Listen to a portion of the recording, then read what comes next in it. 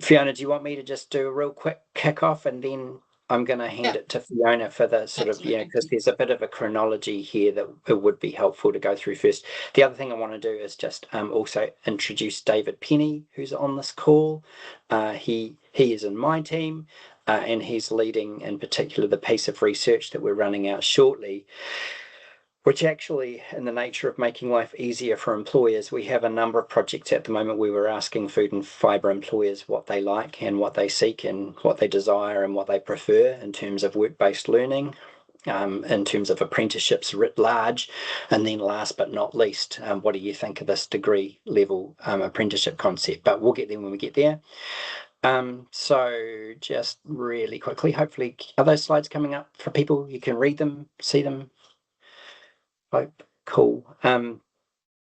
So I think it's fair to say, and funnily enough, I had some involvement talking to Doug Nielsen at EIT, also with a Food and Fibre CoVE hat on, who I believe had been working on his master's thesis around a work-based led model for accountancy and business management, and has applied some of that thinking to the early work on this, but degree level apprenticeship was pretty early when the Food and Fibre CoVE was first established. Let's have a look at this.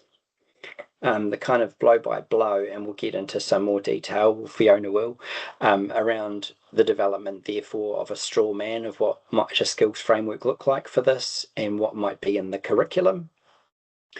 Long story short, the concept is that a pan-sector bachelor's in food and fibre be developed, with some interesting innovations and I think important things like multiple entry and exit points.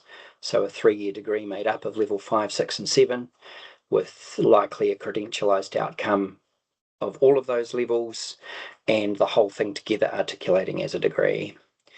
There's been quite a lot of work, and I know this has also involved people like Nikki Murray and Catherine Koopmanchamp to look at analysing how the modules in the proposed curriculum could be delivered predominantly work-based and what that would take.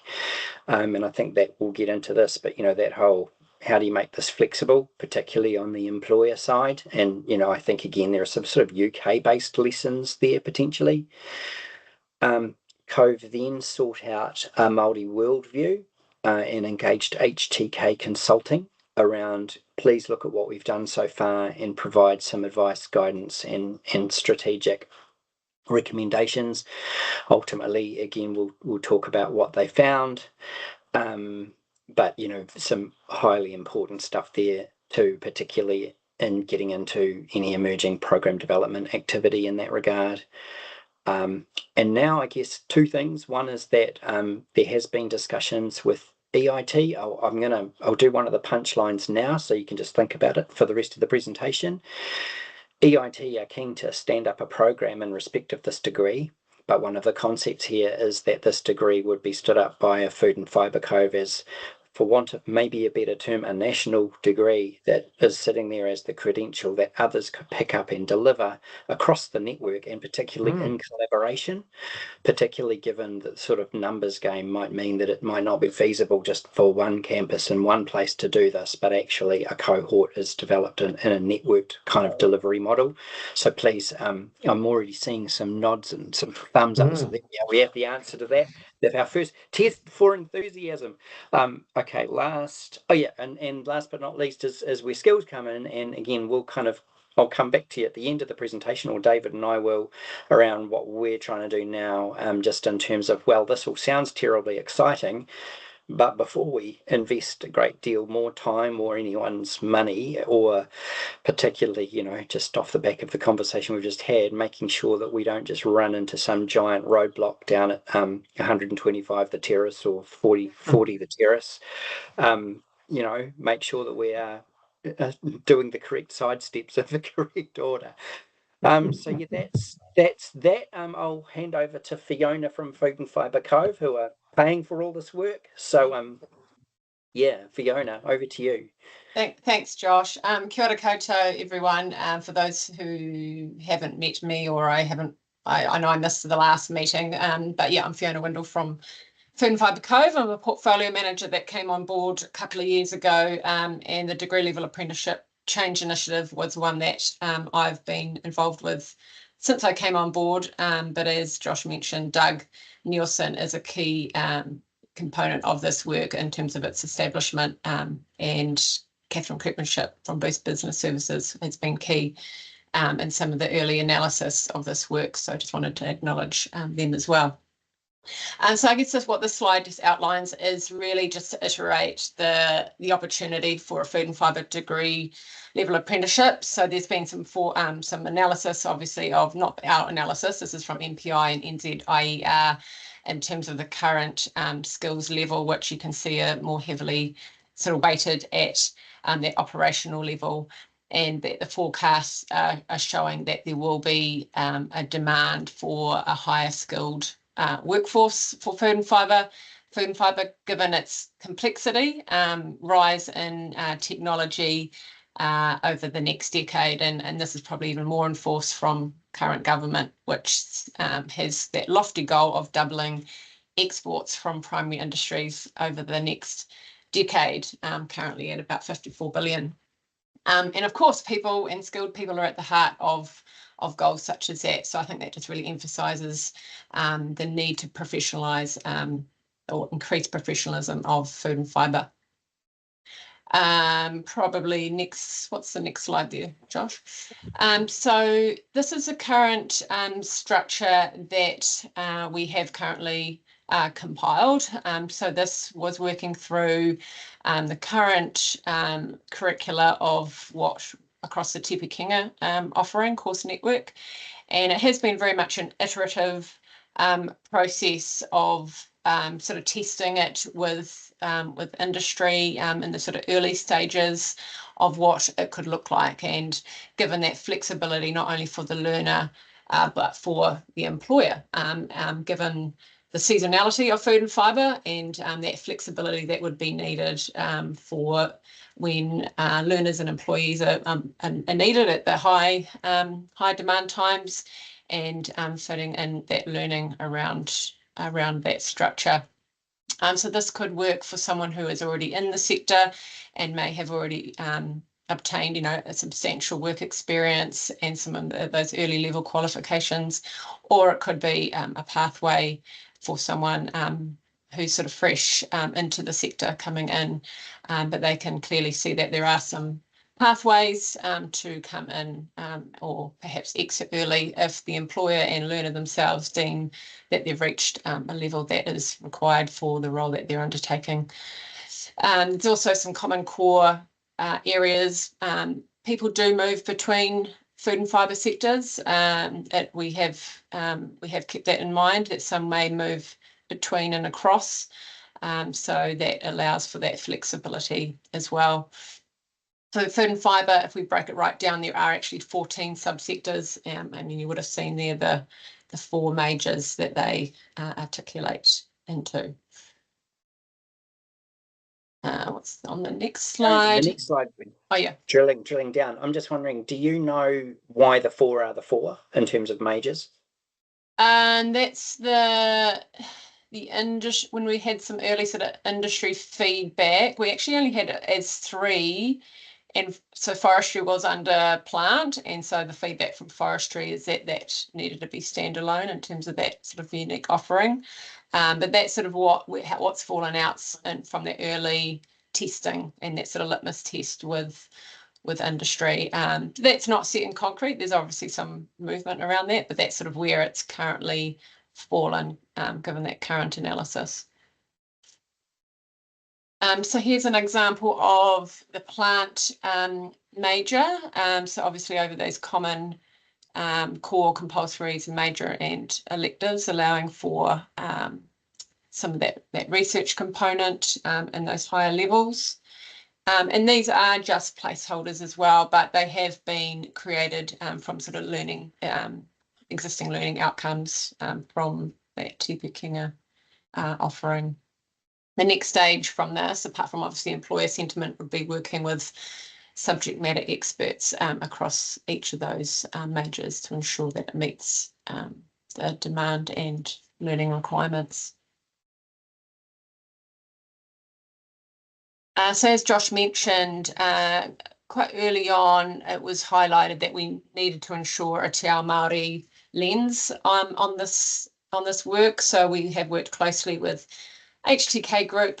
You may have seen this report. I think I should put it into the shared folder of this group, maybe in November, when we published it. And so what that report captures is looking at existing education models and ones that could apply to a degree level apprenticeship framework.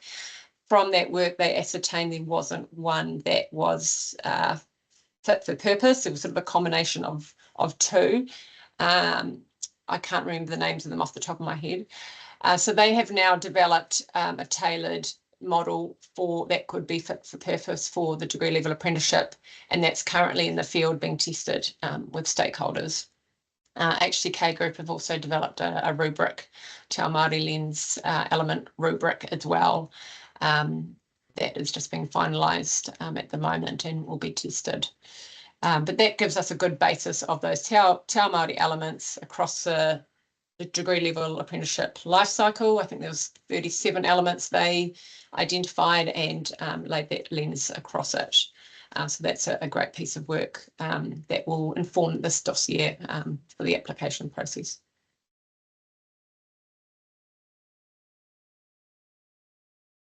Cool. Back to Josh. Yeah. And where did you get that picture from?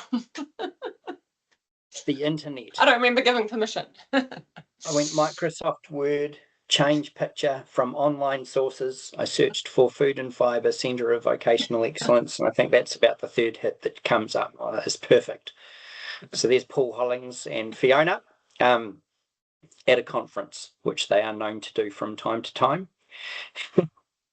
So yeah, look, segueing partly off the HTK work in terms of that, there's the stress and priority that is placed on relationships and ongoing engagement.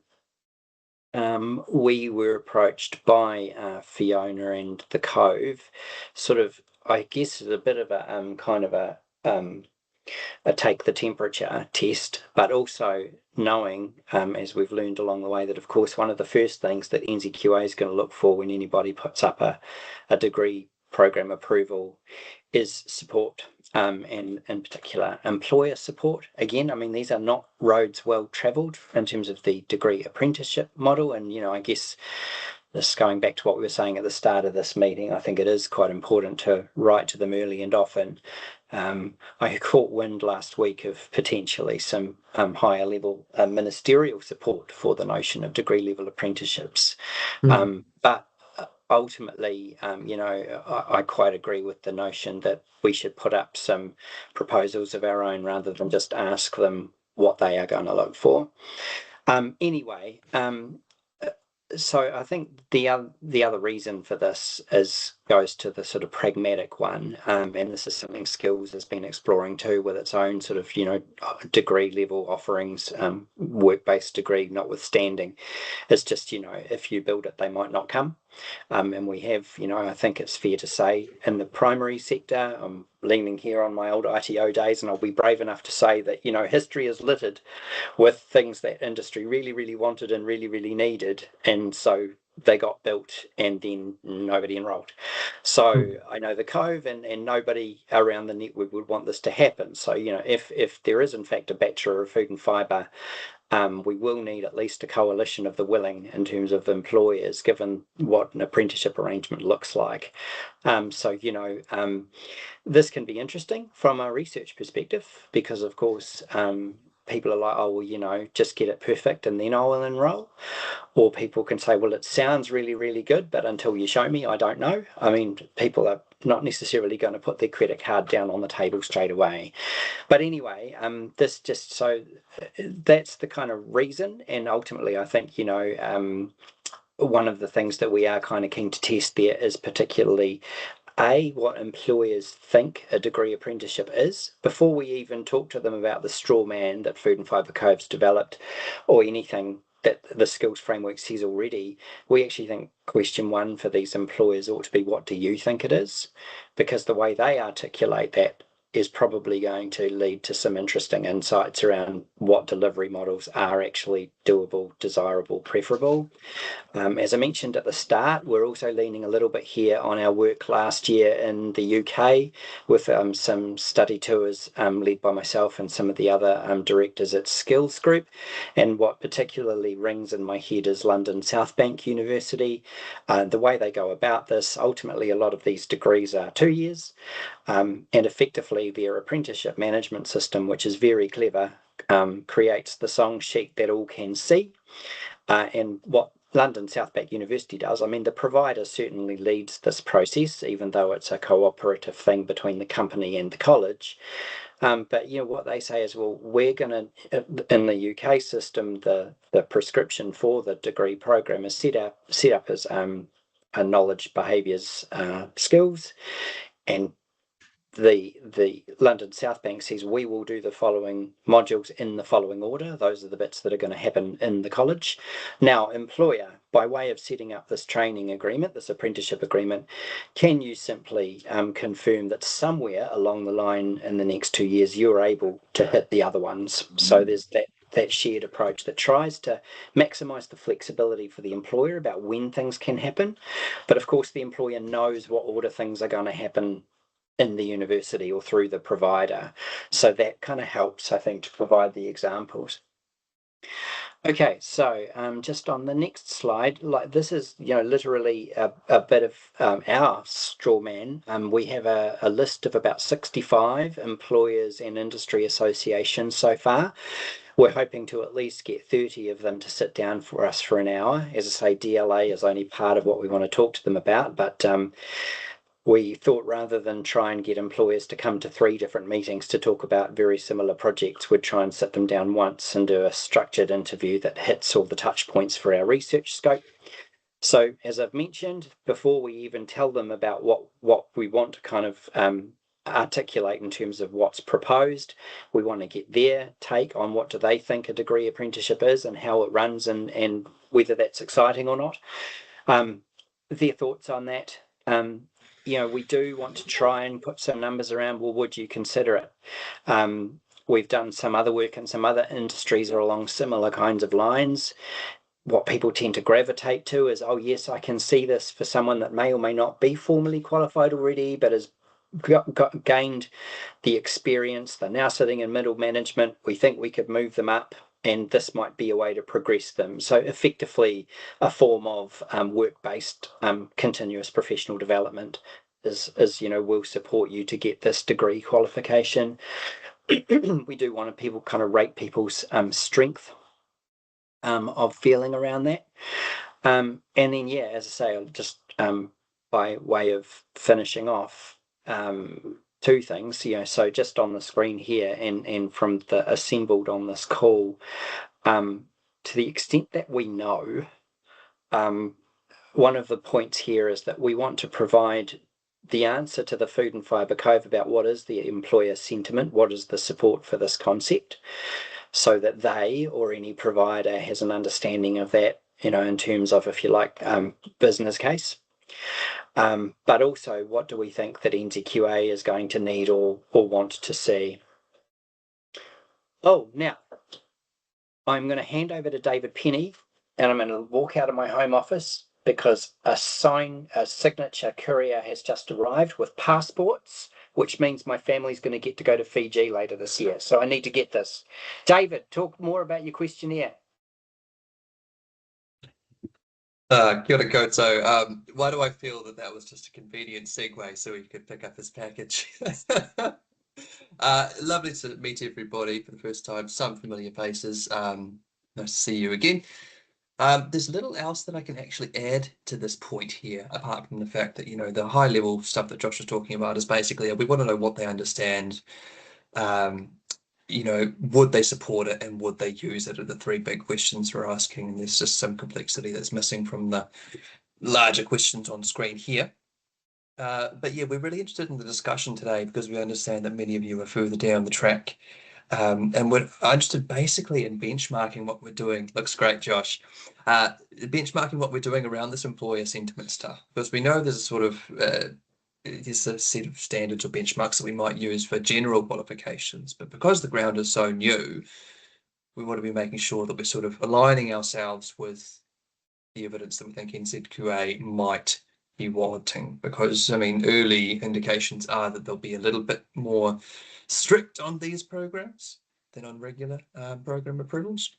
And so I suppose this is a good opportunity just to open the floor then to anyone else's experiences with employer evidencing. How far have you gone? What kinds of questions did you ask? And are you as unsure as we are, or have you got a nice track to thinking? And Josh, if you wouldn't mind just unsharing that screen just so we can see everybody.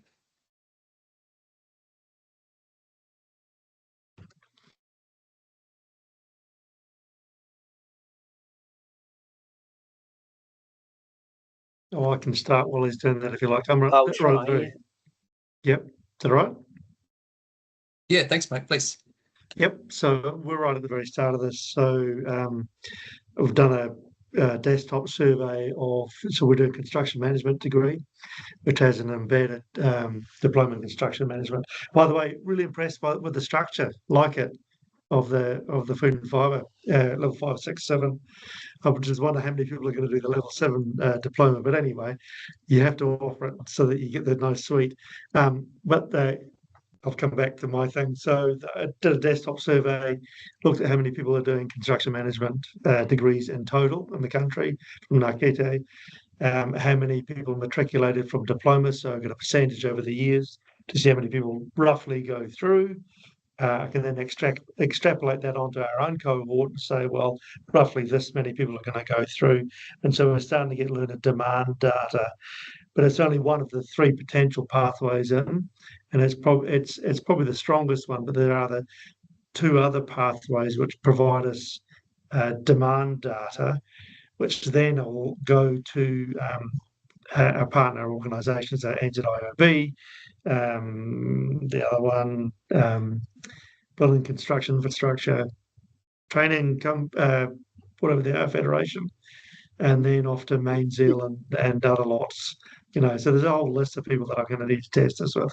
So doing the old-fashioned way, which is just look at the numbers with the data we can get hold of, which is our own, and that which is available in Ngākete, and going, this is a reasonable sort of estimation, then going into the employers. Typically, when we, as Josh will remember, when you're in the ITO world, if you say to employers, hey, does this sound like a good thing? They're going to go yes, regardless of what you say, because they don't really want to fully engage with the thinking around it. So you have to temper all of that. So I'm trying to be circumspect before we go to employers, so we have a reasonable sort of thing saying, this is what it's going to look like. Does this make sense to you? And then, if there's and be willing to drop it all if they all go no, and start again. But for me, it's getting that initial demand piece, then going to employers and going to the big employers, because they're the ones that are going to be taking these guys on via the industry bodies. So right at the beginning. So I'd be really interested to hear what you say, what you hear.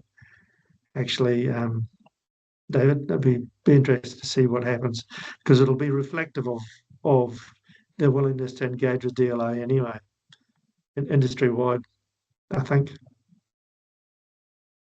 Yeah, definitely. I mean, part of the reason why we're framing it up in the way that we have, one of the things that we're very conscious of is the food and fibre sector is, I suppose scattered might be a way to just say it, maybe disconnected is another, but there's lots of smaller employers. And so, with the construction sector, there are many large employers who, if you can get them to sign on, we can probably get some mass around that and get some quick wins before, making the program more widely known. But food and fibre being lots of smaller employers, it's going to be challenging to actually say, does everybody want this in what ways? The same way? Can we do this thing? But we'll definitely be updating you as we go, and you'll be following this journey. Which was the other reason. I mean, CoVE has had its trilogy around support for kayako and various modes of provision. We're calling this our trilogy because actually we're asking employers what are the support needs and wants with respect to workplace learning writ large. Then we're asking them about the apprenticeship case specifically. And then, and as I say, we might not, find the perfect stakeholder who can hit all three birds with one stone, but then, what about this degree level apprenticeships idea? So actually, I hope that means, to your point, Mike, that actually, particularly given food and fibre and the structure of the industry, relating back also to that collaborative delivery point, how can this be delivered? Because, we know in other industries, so how much time will they have to be off the job is generally a frequently asked question from the employer. So how that delivery, wants and needs to happen, particularly when we take into account things like seasonality or transient workforces, it's all sort of grist to the mill, I suppose.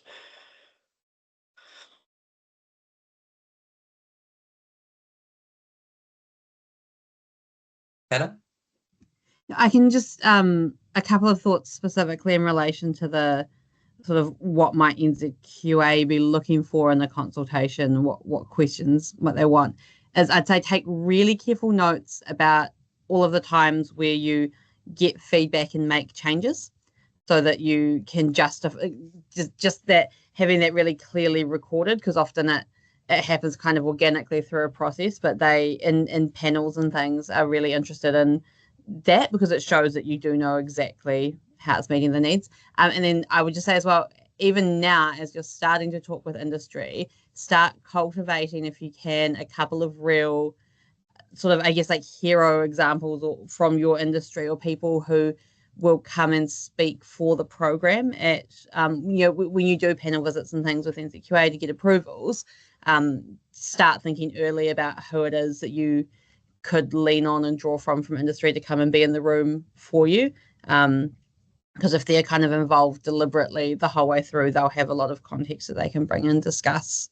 And that kind of thing carries a lot of weight. I think probably especially you do have that really unique challenge where your industry is like, it's very broad and it's very not piecemeal, but yeah, like you've said, there's lots of smaller employers. So capturing that voice is a challenge. But yeah. But this, it seems like fairly robust. Like from my experience with our programs, like it feels like, presuming that people come and engage and you hear feedback on what you're asking, then it seems really good. Because I suppose the other innovation here, and as I said at the start, the discussions to date have been with EIT, and I don't think I'm talking too much out of school by saying they're pretty nervous about their ability to go it alone on this. So actually the innovation here is, as I say, if I cast my mind back, Mike, about 12, 13 years to the social sector ITO and their attempt to stand up a standards-based degree for social workers, at that time, massive resistance from the university sector in particular, largely because they weren't a fan of competency-based assessment underpinning degree level study in the first place. I think the world's kind of moved here and we're not talking just about unit standards, are we?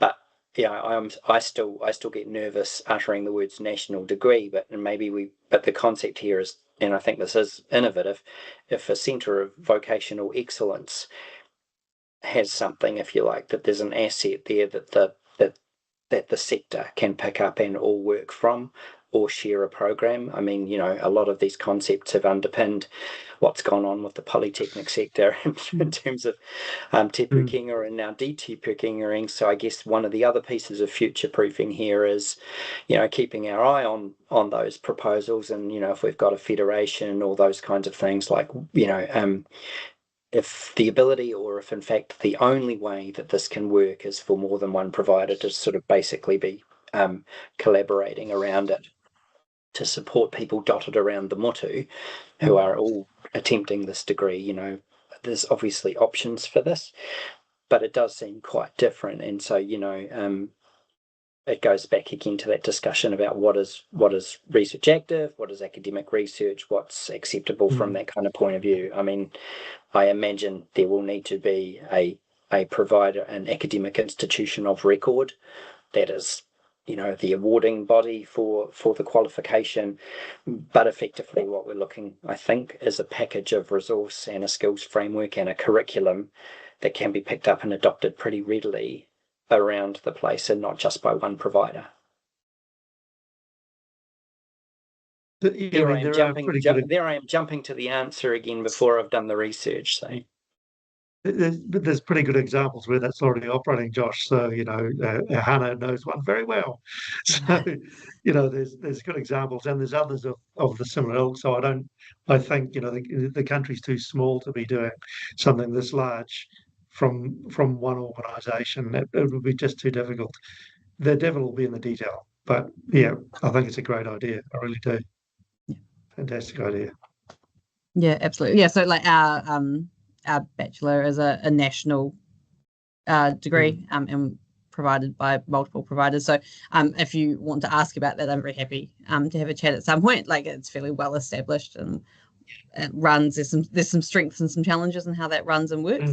But I think a lot of the questions that would be asked, like, how does this meet the needs of people, who are living and working regionally, who can't come to EID, those sorts of things. Having that national model with multiple providers actually creates a lot of strength to that, and it helps increase access. It helps do all of those good things. So I love it as a model. I think it's great.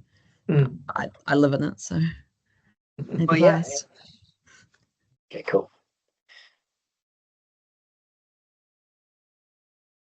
Yeah, we'd be keen to follow up with you on that, Hannah. That would be awesome. I'm remembering also your presentation as part of our study tour last year. If I can find the video, I could share that session that we did on degree level apprenticeships with Edge in the UK, if others would be interested in seeing that, or there is a summary, I think, also. So I'll pop that either on the chat or send it to Brendan.